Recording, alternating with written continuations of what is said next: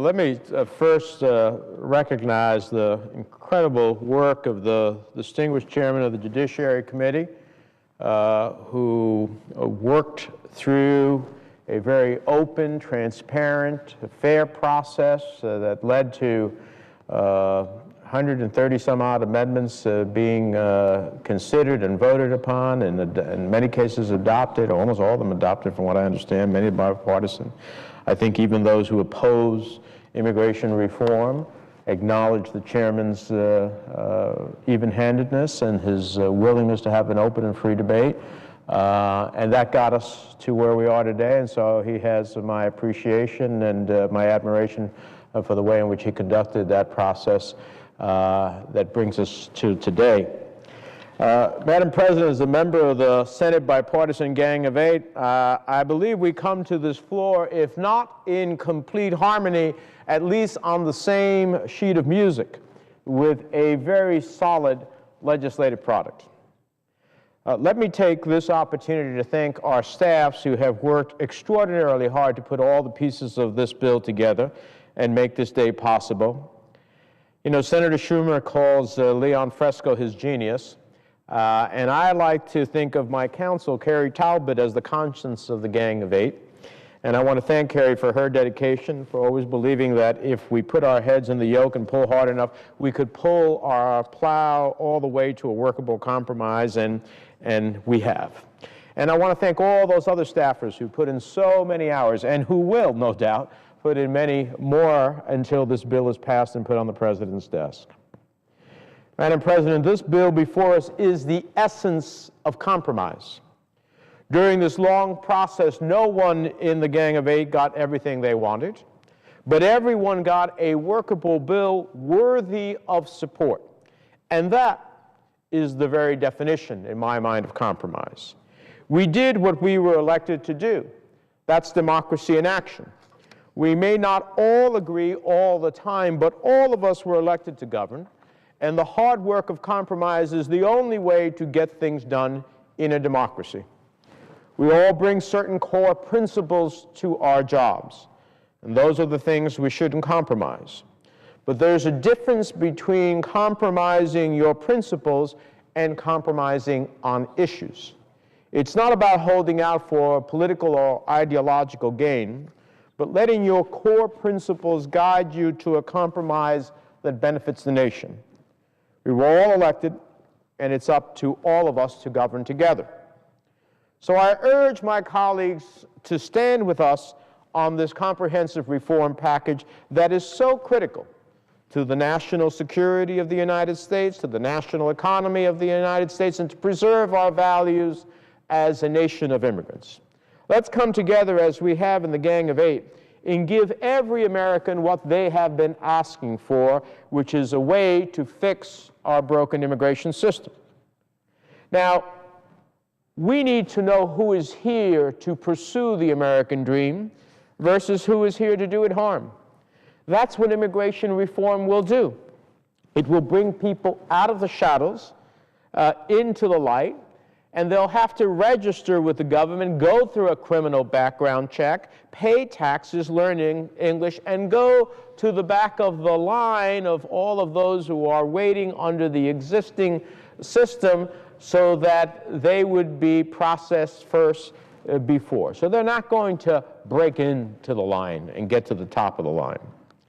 It's not only in the national security interest of the United States, it's in the economic interest of the United States to harness the economic power of millions of new Americans. And let's be honest with ourselves about who these new Americans are. If you had fruit for breakfast this morning, it was probably picked in the hot sun by an immigrant worker with a bent back and sunburned skin. If you had chicken for dinner last night, it was probably plucked by the calloused, cut-up hands of an immigrant worker.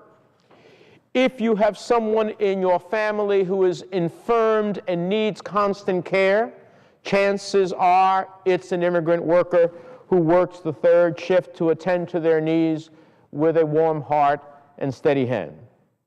If you're wondering who's sparing American innovation, chances are that it's an immigrant high-tech startup entrepreneur who, according to the National Venture Capital Association, have started 25% of public U.S. companies backed by venture capital investors. In fact, as of 2010, nearly 1/5, 18%, of all Fortune 500 companies had at least one founder who was an immigrant. That's who the new Americans are. You know it, and I know it. Immigrant workers have been there every day, working hard, providing services, an integral part of our economy, in tourism, in farming, in the restaurant industry, in small businesses and high-tech startups. The simple fact is, immigration reform is good for our economy. We want to be sure that every American who wants to work hard at any job has the opportunity in America to do it first. We also don't want to exploit an underclass in America that would suppress all wages of workers in the economy. And if, in fact, you have an underclass of undocumented individuals who can be exploited, and very often are very much so exploited, you create a system in which you suppress the wages of all workers. Eliminating that is an opportunity to ensure that wages rise. The fact is that immigration reform will increase tax revenue. As you can see from this chart, as a direct result of this legislation, we will increase tax revenues over 10 years by $109 billion. That's $69 billion in federal revenue and $40 billion in badly needed increases in revenue to the states. Our second chart shows cumulative economic gains over 10 years after passage of this legislation. And look at these numbers, just look at them.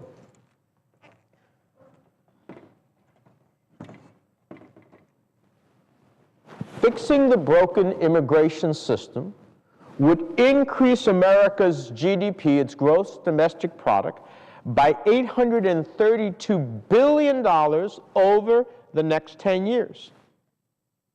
$832 billion over the next 10 years.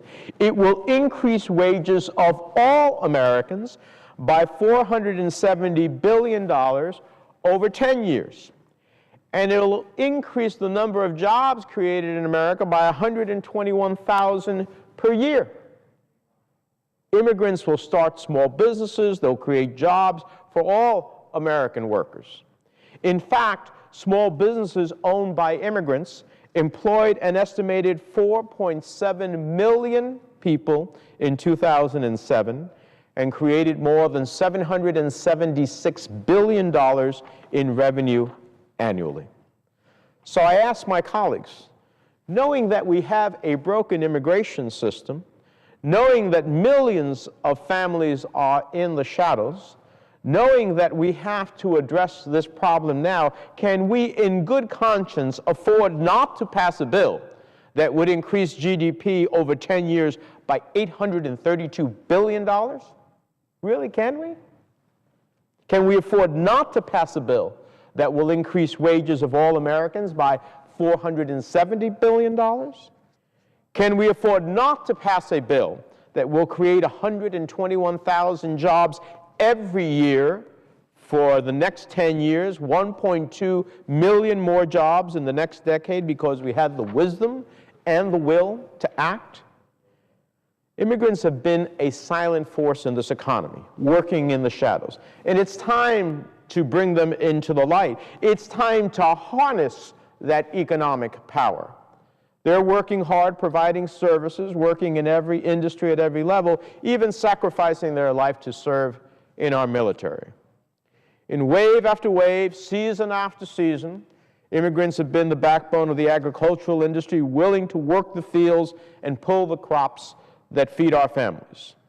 That work is being done by the immigrant workers, and God bless them for their willingness to do it. God bless men like Lance Corporal Jose Gutierrez, not even a citizen of the United States when he became the first American soldier to die in Iraq. He wore the uniform of this nation. He was willing to do battle for this nation. He died on behalf of the country, he was not, although he aspired, he was not even a citizen of the United States. Madam President, let's send a message to every American to stand with us on immigration reform in memory of Corporal Jose Gutierrez and every soldier like him. Let's send a message that no longer will immigrant families be separated from loved ones. No longer will United States citizens and lawful permanent residents be caught up in immigration raids and detained unlawfully in violation of their constitutional rights simply because of the way they look, the way they speak, or the color of their skin. We have many cases of United States citizens and legal permanent residents who have been unlawfully detained in immigration raids until their citizenship was established or their permanent residency was established. Now, who among us in this chamber would be willing to be a second-class citizen in this country? I don't know about you, but right now I have nothing in my possession that says I'm a United States citizen. I'm not carrying my passport. I was born in the United States, but I don't carry my birth certificate. And I certainly don't expect to be stopped because, as some said in this chamber in 2007, I am one of those people. One of those people. That I'm different. That I'm somehow not American. We know the history of this nation. History has taught us that when there's a story of one group of people becoming a suspect class, when one group of people is blamed for all the ills of the nation, that story always has a sad ending. We cannot let that happen again in the greatest country on the face of the earth.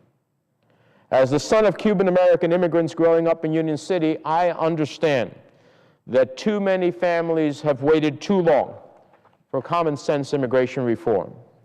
Too long to have the chance to raise their hands and take the oath that says they will support and defend the Constitution and laws of the United States of America against all enemies, foreign and domestic, and bear true faith and allegiance of the same.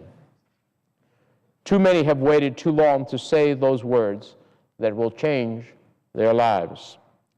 They changed my mother's life, and in turn changed mine, giving me the chance to stand here today, one of 100 United States senators, one of 8 who has spent months negotiating a very tough but fair proposal to fix our broken immigration system. I know what's at stake. We know what's at stake.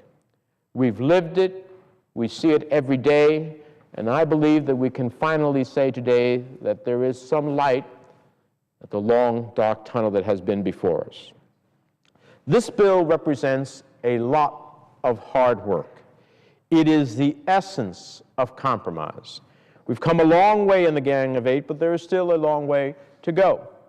Now, are there legitimate amendments that can improve this bill? Of course. Are there still those who would amend this bill solely to undermine immigration reform? Absolutely. They may cloak their words in suggesting that they really want to see reform, but the reality is that they are dead set against it. Are there those who still decry this as amnesty? Oh, we hear it every day. We've already heard it in this debate. Some of these roles are being reprised from 2007. And every day they're still wrong and could not be more wrong. Amnesty means you did something wrong and are forgiven without having to make yourself right. This bill is certainly not amnesty. This bill says that you must make yourself right by registering with the government, going through criminal background checks, and if you are a criminal, or if you're found to be a criminal under that background check, you'll get deported, as you should. It says you got to pay taxes, you got to learn English, and you have to wait your turn. Go to the back of the line. Are there those who think we have not done enough to control? There are those who think we have not done enough to control the border. Yes, there are even those voices, even though we have included $6.5 billion to increase technology and finish the job we have already started to secure our borders, even though the border provisions of this bill were largely written by senators representing border states. They live with it every day. They had some of the biggest input in the Gang of Eight to say, this is what we feel we need to deal with border security.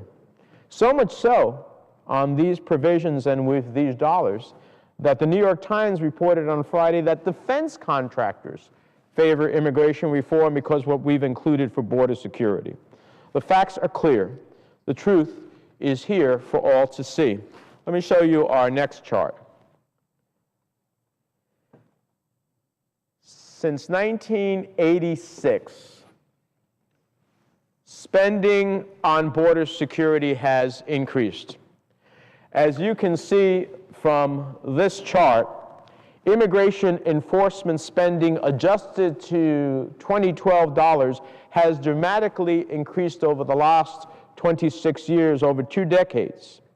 Border spending has gone from $1.2 billion in 1986 to $6.2 billion in the year 2002, peaking in 2009 at $20 billion annually.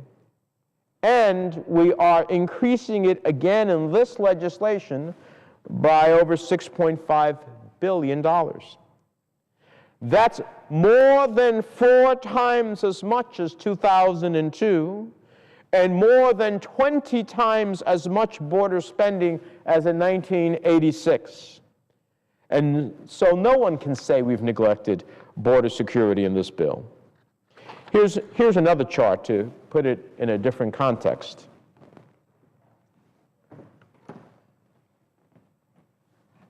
Let's put this in this context. When we look at spending, as you can see from this chart, we now spend more on immigration enforcement than all other criminal enforcement agencies combined. All of them combined. As you can see, in 2012, we spent almost $18 billion on immigrations and customs enforcement, customs and border patrol, and U.S. visit, compared to about, that's $18 billion, compared to about $14 billion, $4 billion less on all other principal law enforcement agencies like the FBI. And as I said, we're adding over $6.5 billion to the immigration enforcement side of the ledger in this bill. That will put us in the position of spending twice as much on border security as we do on all other law enforcement agencies in this country. But it's not only the money we spend, but how we spend it. The fact is that border enforcement is at an all-time high. We're enacting a strategy to have 100% surveillance and prevent at least 90% of all illegal border crossings across the highest risk areas of our southern border. But there are those who still say it's not enough. We're investing in new technologies to secure the borders, and the number of Border Patrol agents has doubled over the past 8 years, but there are still those who say not enough. But let's be clear. We're making significant additional investments in border security and technology to make sure that at least 90% of all illegal border crossings are prevented. Now, there are some who say, well, we have to have 100%. You know, I don't know anything the federal government does 100%. Do we catch 100% of all the criminals? Do we collect 100% of all taxes? Do we do 100% of anything? No. So those who try to invoke that type of standard are simply trying to undermine the pathway towards citizenship. Let's be clear. We're making very significant strides, and this is very tough in all of the border provisions. I've only mentioned a few. There are a lot more. There are a lot more. On the flip side, there are those who believe we have done all we can on border security in this legislation, but have not gone far enough in other areas, that there are too many obstacles to citizenship, and that a 13-year path is too long. But a 13-year path, certainly not an easy road or anything anyone could call amnesty, is a compromise I'm willing to accept so that we can finally bring 11 million people out of the shadows and give them a chance at a better life for themselves, their families, and to earn their way here in America to fulfill their hopes and dreams and aspirations, as well as our hopes and dreams and aspirations as a country. The fact is, Madam President, at the end of the day, when all the political posturing has subsided, we have an obligation to govern. And we have met in this proposal that obligation.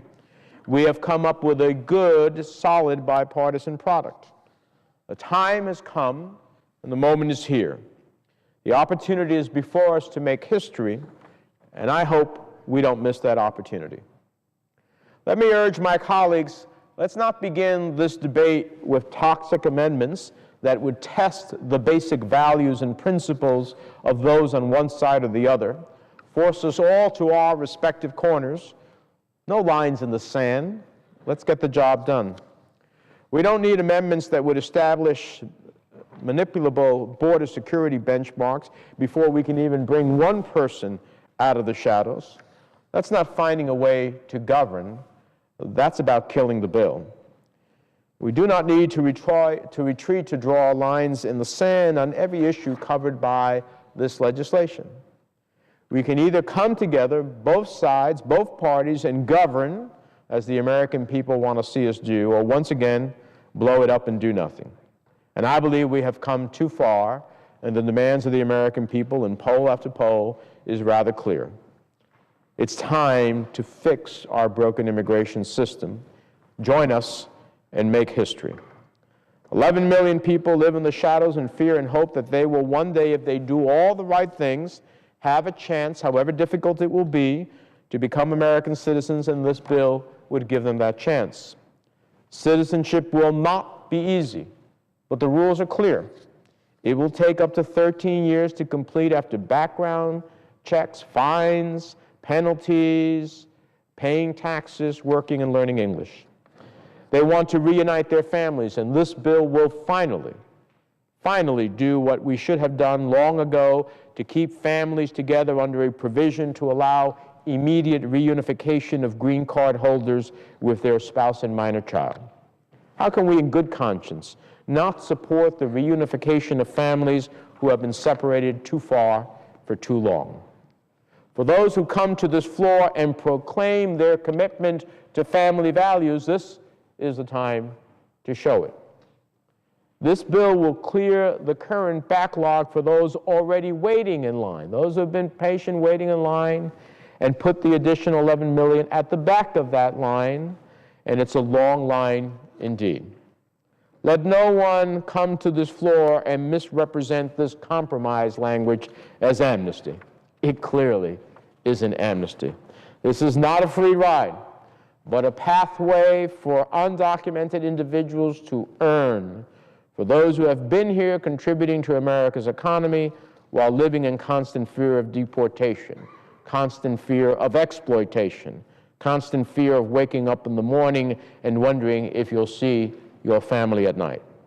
It provides a simple, fair opportunity for dreamers.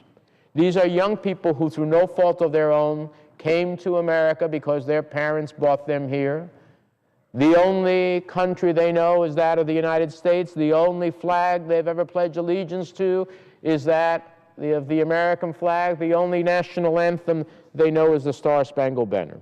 How can we not give them a chance just because they were brought here by their families and just because they want to belong to the only country they've ever known?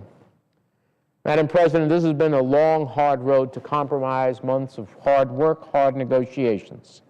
But that hard work has paid off with the support of the broadest spectrum of groups and organizations I have ever seen in nearly 20 years between the House and the Senate of trying to achieve comprehensive immigration reform. from the U.S. Chamber of Commerce representing business in this country to the AFL-CIO representing labor, from agro-growers to farm workers, from high-tech entrepreneurs to restaurant owners, and every religious sector. The evangelical community is strongly supportive of this, as are Christians and Jews and everything in between.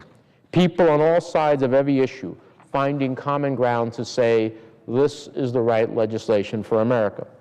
We have a chance to make history, but we cannot make history without uniting behind a deep and abiding belief in the need to govern, the need to fulfill our responsibilities to the people we represent. The time has come. If we cannot come together on comprehensive immigration reform at a time in which the American people have clearly spoken, if we cannot push back against the extremes that will always prevent us from ever finding the center, if we choose only to obstruct and not solve, destroy, not build, then we will have lost a perfect chance not only to make history, but to do what is right by our country. This is a good bill. It is a fair compromise, a chance for us to come together and govern and do what a majority of the American people are demanding we do. Last year's national elections evidenced a new American demographic, and the new America spoke resoundingly about who they will support and not support based on how they vote on comprehensive immigration reform. Let's listen to what that new America had to say and do the right thing.